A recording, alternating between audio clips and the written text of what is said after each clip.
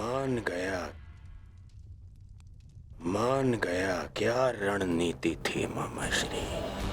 आपकी रणनीति को मैं मान गया मामाश्री। आपकी रणनीति का उत्तर तो आज कृष्ण के पास भी नहीं था। पूरी युद्ध की व्यूहरचना ही बदल दी आपने साधु। साधु। परंतु सुनो, अब ये साधुवाद देने में समय व्यर्थ ना करो दुर्योधन। हमें केवल ये युद्ध आरंभ ही नहीं करना है, अपितु इस युद्ध को जीतना भी है। और युद्ध में विजय प्राप्त करने के लिए अनुकूल परिस्थितियां बनानी पड़ती हैं।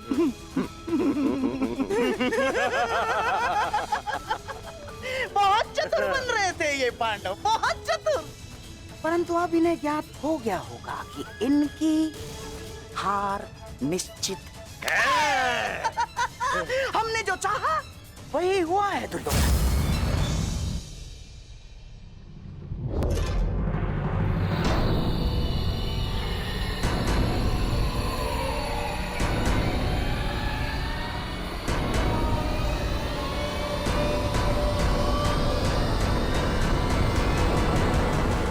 दीना अपनी कायरता गंगा पुत्र।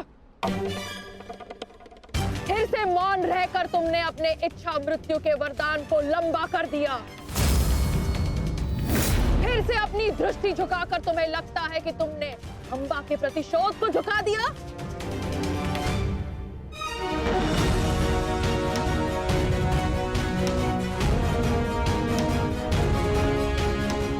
आज सिद्ध कर दिया तुमने कि जब अपने प्राणों का प्रश्न आएगा तो गंगा का बेटा भी अधर्म का मार्ग चुन सकता है। ये आशा तो माँ गंगा को भी आपसे ना होगी।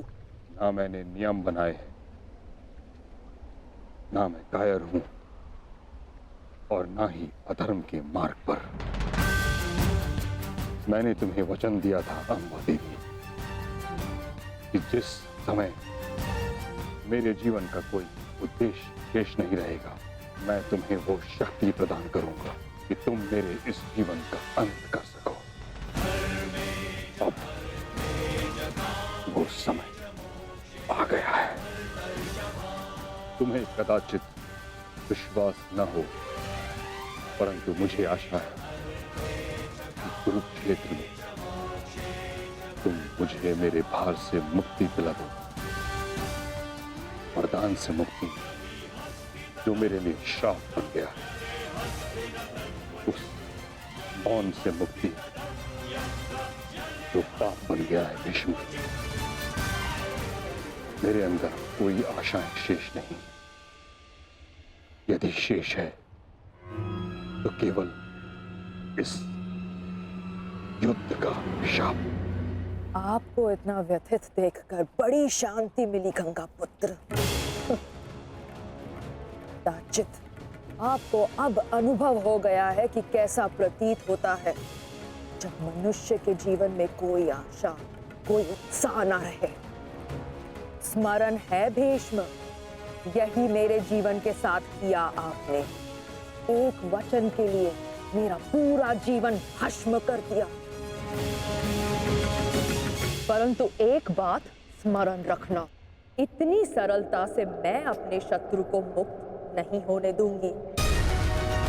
मेरी प्रतीक्षा करोगे तुम गंगा पुत्र कि मैं कब तुम्हें मुक्त करूं। हर पल एक जन्म के समान होगा और प्रतीक्षा का आरंभ होता है अब।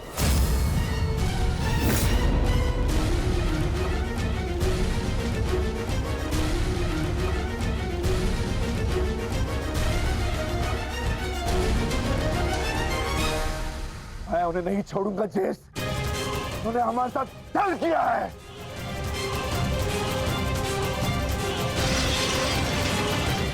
दादा भीम, शांत हो जाइए। ठहरो भीम, ये मेरा आदेश है।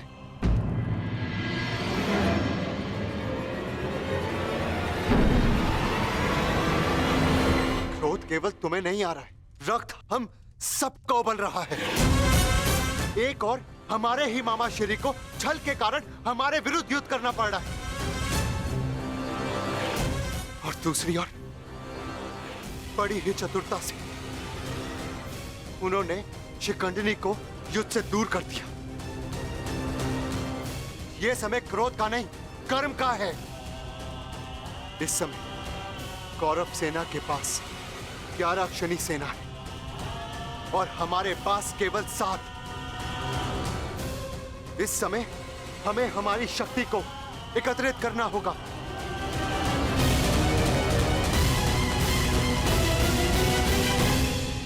वासुदेव, क्या हम कभी भी कौरवों से न्याय की आशा नहीं रख सकते? गांधार राज और दुर्योधन से तो हम न्याय की आशा नहीं रख सकते, परंतु अंगराज कर्ण से, दानवीर कर्ण से आशा अवश्य की जा सकती है।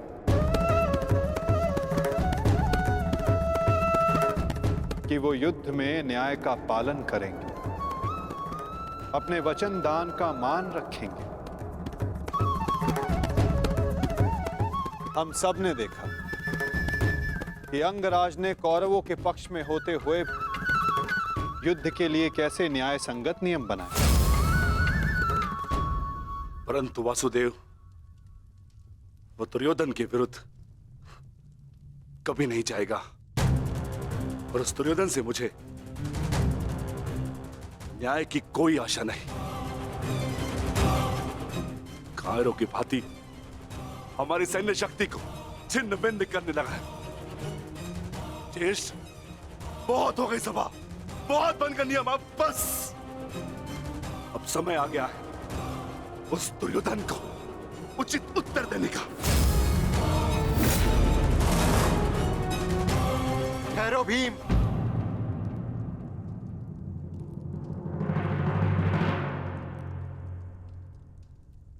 युद्ध का समय अभी नहीं हुआ अनुज।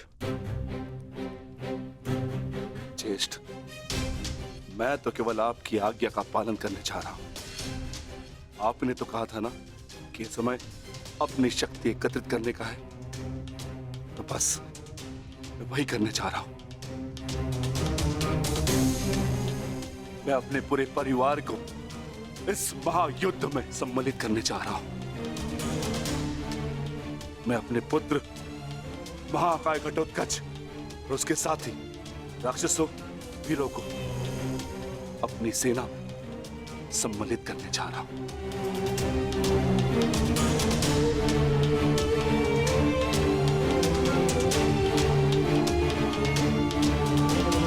तुम उचित कह रहे हो अनुज।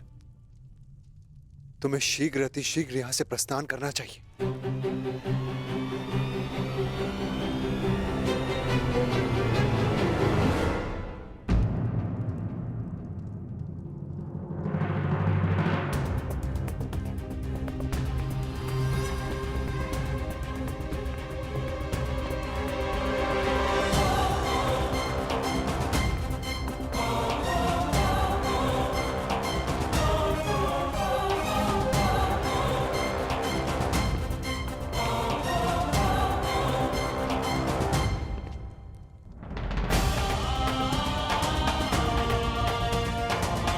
मुझे आज्ञा दीजिए ज्येष्ठ,